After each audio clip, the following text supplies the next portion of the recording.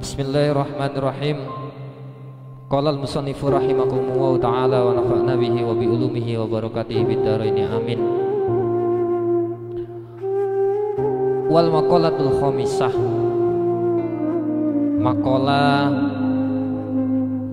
Maqalah yang kelima diriwayatkan an Ali radhiyallahu anhu wa karrama wajhah. Diriwayatkan oleh Sayyidina Ali,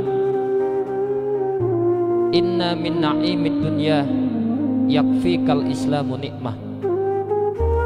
Bahwasanya sesungguhnya sebagian nikmat dunia, yakfikal al islamu nikmah, cukuplah Islam itu sebagai nikmat yang terbesar bagi kita.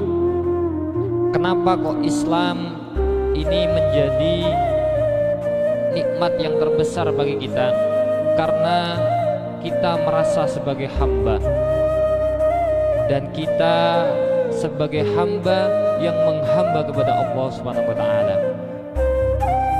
Fa inna 'azama ni'amillahi lil 'abdi, sesungguhnya kenikmatan Allah yang paling besar bagi manusia itu apa? Ikhrajuhu lahu minal adzami ilal wujud, yakni adalah kenikmatan yang mana Allah Subhanahu wa taala mengadakan kita yang mana asalnya kita itu tidak ada.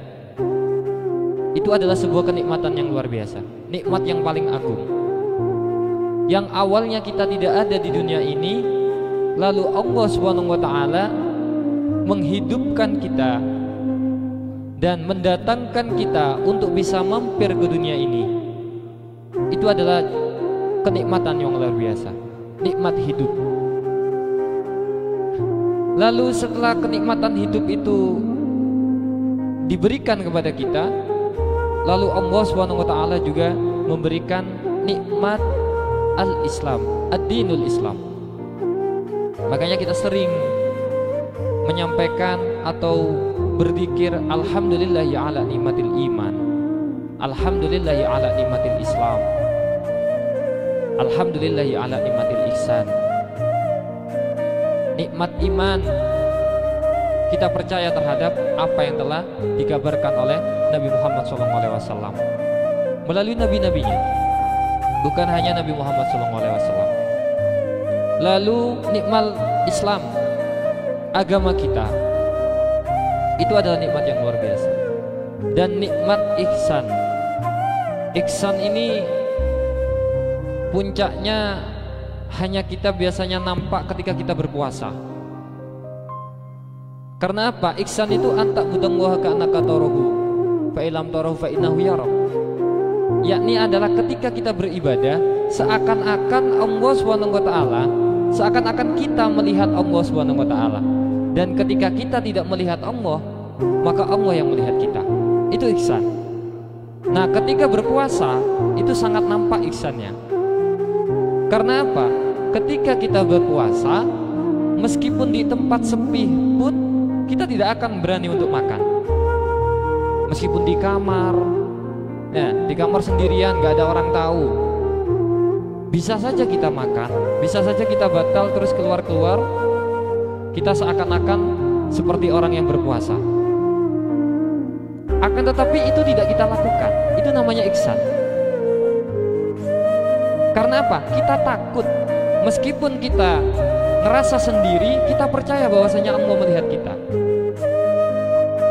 Itu adalah ketika kita sudah mendapatkan nilai yang seperti itu, berarti itu adalah bagian nikmat yang Allah Ta'ala berikan kepada kita.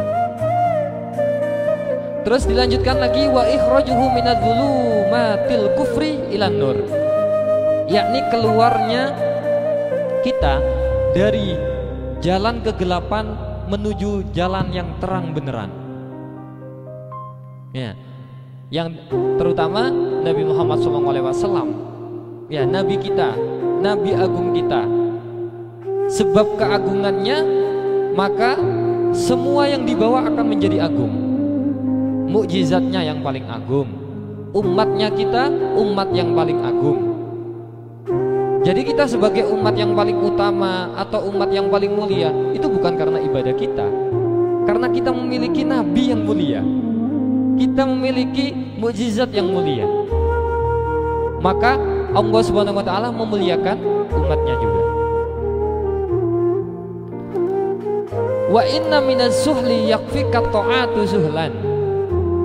Nasihat yang kedua dilanjutkan karena di bab yang ketiga ini setiap makalah itu berisi 3 nasihat. Wa inna minaz zuhli yakfika ta'atu zuhlan. Sesungguhnya cukuplah kalian disibukkan. Kesibukan dunia ini disibukkan dengan apa? At-ta'atu zuhlan, yakni dengan taat kepada Allah Subhanahu wa taala. Karena apa? Fa ta'atullahi ta'ala a'zamul asghal. Sesungguhnya taat kepada Allah Subhanahu wa taala itu adalah kesibukan, yakni sibuk yang paling agung. Ya, kita disibukkan dengan taat kepada Allah Subhanahu wa taala. Bukan berarti kita hanya beribadah kepada Allah Subhanahu wa taala saja. Ya. Tidak kita disuruh beribadah tanpa bekerja dan sebagainya. Nanti di makalah yang selanjutnya itu dijelaskan apa sih yang harapan kita yang harus kita lakukan di dalam dunia ini. Dan wa inna minal ibrah. Ibrah itu adalah pengingat atau mauidhah, al-idhah, yakni pitutur atau bahasa kita itu adalah pengingat, nasihat. Cukuplah sebuah nasihat itu yakfikal mautu ibrah, yakni adalah sebuah kematian. Kematian itu adalah nasihat yang luar biasa. Fa innal maut akbarul mau'izatil linnas. Karena sesungguhnya maut itu adalah merupakan paling agung-agungnya pengingat bagi manusia. Ketika kita melihat orang yang meninggal, ya, kita ikut. Lalu ketika ikut, kita melihat bagaimana dia ditaruh di liang lahat itu. Lalu kita lihat di sekelilingnya tidak ada harta, tidak ada apapun di sana. Mengingatkan kita bahwasanya nanti kita mati ya seperti itu. Itu tidak usah dinasehati, tidak usah diceramai, tidak usah ngomong dan lain sebagainya. Ya, cukup dia melihat saja. Karena hidayah seseorang itu kadang datang bukan hanya dari ucapan saja. Kadang dengan melihat saja dia bisa merubah seseorang itu hanya dengan melihat saja. Contohnya yang seperti itu. Kita melihat kematian, ya, lalu dia nggak bisa apa-apa, ya, mau mandi saja dibantu, mau wudhu dibantu, mau sholat dibantu, disolati juga, ya, itu minta bantuan terus ya. Ya. Sedangkan kita ketika masih hidup nggak boleh, ya, minta bantuan itu. Jangankan sampai minta bantuan sholat, minta bantuan wudhu saja nggak boleh. Ya. Tolong ambilkan saya wudhu gitu, terus dikucurkan. Sedangkan kalian itu, jenengan itu mampu untuk wudhu, terus kalian minta tolong kepada orang lain untuk mewudhukan kalian, itu nggak boleh. Ya, karena dalam beribadah nggak boleh meminta tolong. Ya, itu tanggung jawabnya kalian, itu tanggung jawab kita, maka kita yang harus melaksanakan. Ya, itu adalah pengingat yang luar biasa. Maka kematian itu cukuplah hanya kematian sebagai nasihat yang sangat luar biasa, yang paling agung-agungnya sebuah pengingat bagi manusia. Jadi di makalah yang kelima ini kita bisa simpulkan yang pertama adalah bahwasannya cukup nikmat terbesar itu adalah agama kita, yakni ad-dinul Islam. Yang kedua, cukuplah kesibukan yang ada di dalam diri kita sibukkan dengan taat kepada Allah Subhanahu wa taala. Dan yang ketiga, yakni cukuplah ibrah atau nasihat yang paling agung itu adalah kematian. Karena dengan kematian itulah kita bisa mengingat apa yang kita lakukan di dalam dunia ini. Wal maqalatus sadisah, makalah yang keenam, an Abdullah bin Mas'ud, diriwayatkan oleh Abdullah bin Mas'ud radhiyallahu anhu, kam min mustakhrajin, berapa banyak orang itu mustadraj. Mustadraj ini adalah orang Ma'hudun qalilan. Orang yang dihukum dengan sedikit demi sedikit, itu namanya mustadraj. Kalau kita sering mengenalnya istidraj. Istidraj itu sama, dia diberikan hukuman, tapi hukumannya diberikan dengan dikit demi sedikit, sampai dia akan numpuk hukuman itu, pada puncaknya tidak ada orang lain yang bisa menolongnya karena saking tingginya hukuman itu. Istidraj itu seperti apa? Istidraj itu adalah ketika seseorang diberikan kenikmatan, nikmat hidup, nikmat sehat, nikmat kebahagiaan rumah tangga, akan tetapi dia melihat nikmat itu bukan sebuah kenikmatan, jadi malah kenikmatan itu menjauhkan diri dari Allah Subhanahu wa Ta'ala. Jadi dia tidak sholat, dia tidak berzakat, dia tidak berpuasa, malah dengan kenikmatan itu dia ngerasa bahwasanya hasil dari jerih payah dia sendiri, hasil kerja kerasnya dia, makanya dia akan mendapatkan itu, bukan dari Allah Subhanahu wa Ta'ala. Itu istidraj. Padahal itu adalah laknat dari Allah Subhanahu wa Ta'ala. Tingkat ujian yang paling parah, tingkat ujian yang paling buruk itu adalah istidraj. Karena apa? Orang tersebut diuji dengan sebuah kenikmatan, sampai dia lalai, dan sampai dia itu lalai terus menerus, sampai setinggi-tingginya, sampai orang di sekelilingnya ketika mau menarik dia untuk mengingatkan dia, dia tidak mampu. Saking dia terlalu dalam masuk ke dalam kenikmatan itu, kelalaian itu. Itu istidraj, bahaya sekali istidraj. Istidraj itu adalah kenikmatan yang bersampul laknat. Ya, nikmat bersampul laknat. Jadi ketika kita diberikan kenikmatan, ya, kenikmatan, nikmat sehat, nikmat badan, ya, terus nikmat rezeki yang tanpa hentinya, kita jangan sampai lalai. Takutnya itu adalah istidraj yang kita takutkan. Itu adalah istidraj bagaimana cara Allah Ta'ala melupakan kita. Allah Ta'ala lupa kepada kita. Nah, ketika kita sudah Allah Ta'ala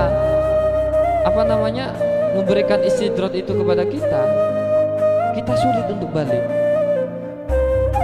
Hanya ujian lagi yang bisa mengingatkan dia, ujian yang sangat besar, yang sampai dia jatuh sejatuh-jatuhnya, baru dia bisa ingat kembali. Kalau hanya orang lain yang mengingatkan, ayo sholat kamu, dia sudah mindsetnya berbeda sudah. Dia berpikir bahwasanya apa? Dia sudah bekerja keras, dia sudah berusaha, dan dia ngerasa sukses karena dirinya, bukan karena Allah Subhanahu wa Ta'ala. Maka jangan ustadz atau kiai yang mendengarkan, orang tuanya pun tidak akan bisa didengar. Saking dia sudah terlalu dalam masuk ke dalam kelalaian itu. Itu sangat luar biasa. Maka kenikmatan-kenikmatan yang datang kepada kita memang harus selalu kita syukuri. Ya, baik itu adalah nikmat sehat, ya, baik itu nikmat rezeki dan lain sebagainya. Ini adalah pengingat bagi kita bahwasanya apa? Berapa banyak orang itu memang kamin mustahrojin bin nikma bi aksariha. Dia diberikan sebuah kenikmatan, akan tetapi itu adalah sebuah ujian yang dikit demi sedikit Allah Ta'ala berikan kepadanya. Tidak terasa, istidraj itu tidak terasa. Ya. Jadi ketika kita dalam 1 tahun seumpama, kok tidak ada ujian ini kepada kita, maka perlu dipertanyakan kan. Saya itu, kalau kami sendiri itu pernah memang dalam 1 tahun itu sempat kayak gak ada cobaan yang luar biasa, sampai saya menunggu apa Allah Ta'ala gak sayang lagi kepada kita. Sampai pada waktu itu ya alhamdulillah, dan agak terjatuh juga. Ternyata Allah Ta'ala memberikan ujian yang sangat besar, sampai saya ngerasa tidak mampu untuk menjalaninya. Kan kalau orang laki-laki menangis itu berarti cobaannya luar biasa. karena laki-laki itu nggak pernah menangis. Tapi kalau sampai laki-laki itu menangis berarti sudah berat ujian hidupnya. Nah itu sampai bisa menangis seperti itu, saking ujian itu berat. Akan tetapi apa? Saya percaya bahwasanya Allah Ta'ala akan memberikan ujian atau cobaan sesuai dengan kadar kekuatan kita. Kita bisa kok menjalani. Bismillah gitu. Berarti Allah Ta'ala masih sayang kepada kita. Setahun terlewat, setahun lagi kok nggak ada lagi gitu. Karena apa? Ternyata dengan ujian musibah yang seperti itulah kita bisa ingat kepada Allah Subhanahu wa Ta'ala. Terkadang kita lupa ketika kita terlalu bahagia, terlalu senang, terlalu diberikan kayak kok jalannya mulus-mulus saja gitu. Makanya Allah Ta'ala biasanya memberikan geronjalan-geronjalan atau terjatuh bangunnya seseorang itu agar dia apa? Dia ingat kepada Allah Subhanahu wa Ta'ala. Bukan hanya ikhtiarnya dia, akan tetapi bagaimana cara dia dekat dengan Allah Ta'ala, bersimpu sujud, membisikkan doa-doanya melalui bisikan-bisikan sujud di malam hari. Karena apa? Aqrabu ma yakunul abdi mir rabbihi fahuwa sajid. Orang yang paling dekat dengan Allah Subhanahu wa Ta'ala, dengan Tuhannya, fahuwa sajid, yakni ketika dia bersujud. Fa'aksiru doa, maka perbanyak doa itu. Makanya kalau kita sama teliti, doa yang ketika sujud itu subhana rabbiyal a'la. Kita nggak boleh mendongak di situ. Ya, hanya Allah Ta'ala yang paling luhur, hanya Allah Ta'ala yang paling agung. Subhana, maha suci Allah, subhana rabbiyal a'la, Rob yang paling tinggi, Rob yang paling agung, Rob yang paling mulia. Dan kita termasuk anggota yang paling mulia kita, kepala kita berani tempelkan ke bawah. Disitulah letak terdekatnya seorang hamba dengan Tuhannya. Kalau orang yang paling dekat dengan Allah Subhanahu wa Ta'ala itu adalah orang yang dekat dengan Ka'bah, dengan tanah suci haram, Masjidil Haram ataupun Madinah, bagaimana dengan orang-orang yang tidak mempunyai rezeki untuk bisa ke sana? Makanya isyarat Nabi Muhammad itu luar biasa keadilan Allah. Aqrabu ma yakunul abdi mir rabbihi fahuwa sajid. Orang yang paling dekat dengan Allah Subhanahu wa Ta'ala itu adalah orang, yakni orang ketika dia bersujud, membisikkan diri dengan doa-doa itu lalu disampaikan kepada Allah Subhanahu wa Ta'ala. Yang kedua, wa kam min maftunin mumtahanin bil bala, yakni adalah betapa banyak manusia itu yang diberikan maftunin, yakni ujian, bil balai, dengan ujian tersebut bisa naik, akan tetapi dengan kemuliaan yang mana dia dilem, bahasanya dilem itu dipuja-puja. Ai bikasrati sana'in nas, dipuja-puja oleh manusia. Nah, contoh-contoh orang yang seperti ini nih gak cocok untuk populer. Oke. Jadi dia itu ketika dia sudah ngerasa mulia, dia ngerasa dihormati, dia ngerasa itu yang paling tinggi, sampai dia lupa asal dianya itu siapa. Maka ini yang sangat bahaya sekali. Ya. Dia itu diberikan kenikmatan, tapi kenikmatan ini adalah sebuah bisanai, dengan dipuji oleh orang lain atau dihormati orang lain. Maka ujian yang seperti ini nih sangat berbahaya. Banyak terjadi ketika mereka itu sudah menjadi orang yang populer, orang yang luar biasa, lalu dia malah lupa sama gurunya. Dia lupa sama orang guru tolangnya, ya, guru yang mengajari alif ba ta-nya. Nah, ini berbahaya. Padahal dia hanya diuji dengan dihormati oleh orang lain saja. Manusia yang menghormati dia, bukan Allah. Ya, bukan Allah yang memuliakan. Dia masih dimuliakan oleh manusia. Hanya manusia yang memuliakan dia. Karena apa? Ketika dia ngerasa dimuliakan, ternyata dia tidak bisa menjaga kemuliaan itu sendiri. Maka dilanjutkan kepada yang selanjutnya itu, wa kam min mahrurin mutmainin qalbu fid dunya wa ghafilin anil akhirah.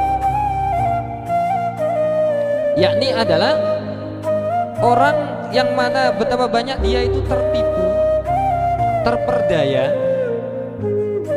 Dia ngerasanya itu dia berhasil, padahal mutmainna qalbu fid dunya, ketenangan di dalam hatinya itu hanya berada di dunia saja. Wa ghafilin anil akhirah, dia lupa terhadap adanya akhirat. Karena apa? Bisatri, karena dia ditutupi aib-aibnya. Ai bisatrillahi uyubahu, Allah Ta'ala menutupi aib orang tersebut. Jadi tidak ada orang yang paling mulia ya. Jadi ketika kita ngerasa mulia, kita ngerasa hebat, kita ngerasa dihormati orang lain, kita ngerasa dimuliakan oleh orang lain, itu bukan berarti atas jasa kita. Hanya saja Allah Ta'ala sayang kepada kita. Allah Ta'ala menutupi aib-aib kita. Seumpama Allah Ta'ala membuka seluruh aib-aib kita, bagaimana? Ya, maka orang lain pasti menyampaikan, oh ternyata Ustadz itu seperti itu ya, ternyata Ustadz ini seperti ini ya, ternyata gak sebaik yang aku sangka ternyata ya. Semua orang punya kesalahan, semua orang punya masa lalu yang buruk, semua orang pasti mempunyai keburukan di masa lalu. Tapi dia hidup bukan dengan masa lalunya, akan tetapi dia hidup dengan masa depannya. Maka yang kita lihat ya hanya masa depannya, bagaimana dia memperbaiki dirinya, bagaimana dia ke depan mendekatkan diri kepada Allah Subhanahu wa taala. Jadi ketika aib itu ditutupi oleh Allah Subhanahu wa taala, maka jangan sampai kita keluarkan. Kejelekan kita saja itu disimpan oleh Allah Subhanahu wa taala. Masa iya kita yang mempunyai kejelekan itu disebarkan kepada orang lain? Maka tutupilah aib-aib kita. Karena apa? Allah Ta'ala yang menutupi itu. Man satarallahu musliman satarallahu fid dunya wal akhirah. Barang siapa yang menutupi aib-aib orang lain, maka Allah Ta'ala akan menutup aib-aibnya baik di dunia wal akhirah, maupun di akhirat. Karena tidak ada baiknya menyebarkan aib orang lain. Ya. Menyebarkan aib orang lain atau ngomongin orang lain itu tidak ada untungnya. Dia itu termasuk dosa kering. Pernah mendengar dosa kering? Ya. Dosa kering itu nggak ada anunya. Dia ngomongin seumpama itu fakta, maka terjadinya hibah. Dia dosa tetap. Nah, ketika dia ngomongin ternyata salah, maka dia termasuk fitnah. Jadi tidak ada baik-baiknya. Dia akan mendapatkan sebuah dosa terus-menerus gitu. Itu yang dimaksud dengan dosa kering. Dia tidak akan ada sesuatu yang ada pada dirinya. Dosa kepada Allah Ta'ala itu bisa ditebus dengan sholat, bisa ditebus dengan puasa ya, bisa ditebus dengan bersedekah. Akan tetapi dosa kepada orang lain gak bisa. Kamu menangis dengan tetesan darah di depan Ka'bah, berputar 10 kali kamu meminta maaf kepada Allah Subhanahu wa taala atas dosa orang lain, maka Allah Ta'ala tidak bisa mengampuni dosa itu. Karena apa? Satu-satunya jawaban adalah ketika kamu mempunyai dosa kepada orang lain, maka kamu meminta maaf kepada orang tersebut. Itu luar biasanya dosa kepada orang lain. Dosa kepada Allah Ta'ala, sholat, kita sudah dijelaskan bahwasanya ketika kita punya dosa kepada Allah Subhanahu wa taala, apa jawaban Nabi Muhammad SAW? Ma min muslimin yudhibu damban. Barang siapa seorang muslim yang dia mempunyai salah, yang dia mempunyai dosa, yang dia mempunyai silaf, summa yatahhar, kemudian dia bersuci, kemudian dia mandi, kemudian dia berwudu, summa yusolli raka'ataini, kemudian dia sholat 2 rakaat, illa ghafarallahu lah, maka Allah Ta'ala akan mengampuni dosa-dosanya ya. Selanjutnya summa yastaghfiru, kemudian dia beristighfar, illa ghafarallahu lah, maka Allah Ta'ala akan mengampuni seluruh dosa-dosanya. Dosa puasa, ketika kita mempunyai dosa, lalu kita bisa tebus dengan puasa. Apa jawaban Nabi Muhammad SAW? Man shoma Ramadan, barang siapa yang puasa Ramadan imanan wahtisaban, dia hanya bekal iman dan juga mengharap balasan dari Allah SWT, maka yaghfiru taqaddama ghafarallah, maka Allah Ta'ala akan mengampuni dosa-dosanya. Dosa-dosa yang lalu akan diampuni oleh Allah Subhanahu wa taala. Dosa kepada Allah bisa dihapus dengan sholat, dosa kepada Allah bisa dihapus dengan puasa. Akan tetapi dosa kepada manusia tidak bisa dihapus dengan sholat, dengan zakat. Itu dicontohkan oleh Nabi Muhammad SAW. Ketika Nabi Muhammad SAW menaiki mimbar, dia bukan naik untuk berkhutbah, dia bukan naik untuk berceramah. Akan tetapi Nabi Muhammad SAW itu mengatakan, wahai umatku, barang siapa yang pernah aku cambuk ketika aku menyambuk kuda, di ujung cambuk itu terkena oleh kalian, maka hadza dhahri, maka sekarang balaslah cambuk diriku. Lalu juga dikatakan bahwasanya barang siapa yang pernah aku sakiti dengan ucapanku, dengan perkataanku, hadzal ardi, ini adalah martabatku. Kalau engkau dulu mau atau kalian takut bahwasanya aku adalah seorang nabi, kamu gak mau membalaskannya karena aku adalah seorang nabi yang mulia, kamu gak mau untuk membalasnya. Hadza ardi, ini adalah martabatku, ini adalah jiwaku, maka balaslah hari ini. Dosa dengan dosa fisik, yakni dengan dipukul, ya, ditempeleng dan sebagainya. Yang kedua dosa batin, yakni dengan ucapan-ucapan. Nabi Muhammad SAW mencontohkan untuk meminta maaf. Itu terjadi 5 hari sebelum Nabi Muhammad SAW wafat.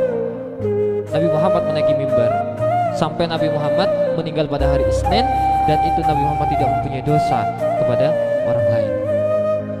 Karena apa? Dosa itu nanti yang akan menjanggal kita di akhirat. Dosa itu yang akan membuat kita nantinya terhambat untuk masuk surga.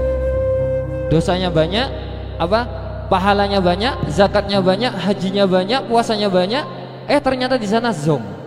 Ketika dihadapkan oleh Allah Subhanahu wa taala, ada yaumul qiyamah, ketika datang pada hari kiamat, dia ternyata tidak menerima apa-apa. Karena apa? Dosa-dosanya diberikan kepada orang yang dianiaya itu. Dosa-dosanya diberikan kepada orang yang dianiaya itu, yang didolimi tersebut. Makanya disebutkan ittaqul zulma, takutlah kalian itu untuk berbuat zalim, fa inna zulma, sesungguhnya perbuatan zalim atau menganiaya itu adalah zulumatun, itu menggelapkan, baik itu di dunia ataupun di akhirat.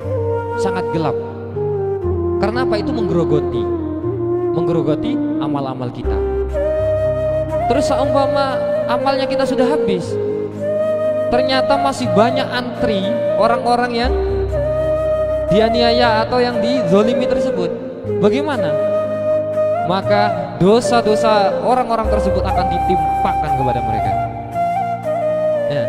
Ketika pahalanya dia sudah habis, ternyata masih banyak yang antri, maka dosa-dosanya yang akan ditimpakan kepada mereka. Itu luar biasa. Ya. Makanya jaga. Ya. Orang tersebut itu tertipu. Dia ngerasa bahwasanya dia bahagia, dia mulia, dia agung. Ternyata Allah Ta'ala sayang kepadanya karena Allah Ta'ala menutupi aib-aibnya. Ya, ini adalah orang-orang yang tertipu. Karena apa? Dia bisa terilla uyubahu, dia ditutupi aib-aibnya oleh Allah Subhanahu wa taala. Makanya kita selalu berdoa, Allahumma sturna uyubana ya Allah, Allahumma sturna uyubana ya Allah. Ya Allah, tutupilah aib-aib kami, ya, aib-aib keluarga kami. Bukan malah kita umbar. Oke. Aib yang ada pada kita, kekurangan-kekurangan kita simpan. Ya, dari kekurangan-kekurangan itu, dari aib-aib itu, semoga itu menjadi pemantik untuk kita menjadi lebih baik lagi ke depannya. Jangan menjudge seseorang itu dari masa lalunya. Jangan menjudge seorang itu dari masa kelamnya. Karena kita tidak tahu ya apa yang akan dilakukan oleh orang tersebut, kapan dia akan berubah. Bisa jadi jenengan yang seumpama itu luar biasa takwanya kepada Allah Ta'ala, ketika diberikan musibah berubah ya 36 derajat dekatnya kepada Allah Subhanahu wa Ta'ala. Makanya diisyaratkan oleh Nabi Muhammad SAW, Allah Subhanahu wa Ta'ala lebih mencintai pendosa yang dia ingin terus menerus bertaubat kepada Allah Subhanahu wa Ta'ala daripada orang yang soleh yang dia tidak pernah ngerasa bersalah atau dia hanya sombong atas kesolehannya. Itu diisyaratkan oleh Nabi Muhammad SAW. Jadi jangan minder ketika kita adalah mengaku sebagai seorang pendosa. Kita adalah orang yang mempunyai masa kelam yang buruk, kita mempunyai masa kelam yang kurang baik.